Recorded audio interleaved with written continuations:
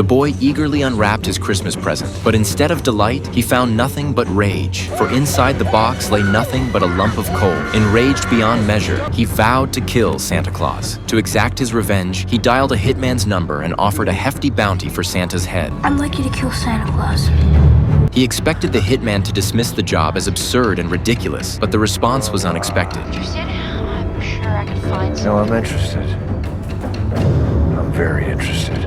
The hitman readily accepted the job. It turned out he too harbored deep resentment toward Santa Claus. He even ran a shop specializing in recycling Christmas gifts, items returned by those who had made wishes to Santa. This revealed how the hitman had once placed immense hope in Santa Claus, only to be utterly let down. After accepting the hit, the assassin immediately launched an investigation, but after searching for a long time, he still came up empty-handed. Santa Claus was too mysterious. No one even knew his residence or what he looked like. Just as the assassin was at a loss, he suddenly pulled out his only Christmas gift, a police car model engraved with "Made in Santa's Workshop." This suggested that finding Santa's trail might not be so difficult after all. As he stared at the computer studying the letters, the assassin suddenly had an idea. Since Santa Claus could read children's wish letters, finding the mailing addresses of those letters would allow him to track Santa Claus. The assassin immediately went to the post office, wanting to find out where Santa Claus received the letters. The delivery person told him he could ask the manager. The assassin, ruthless and merciless, shot the delivery person without hesitation.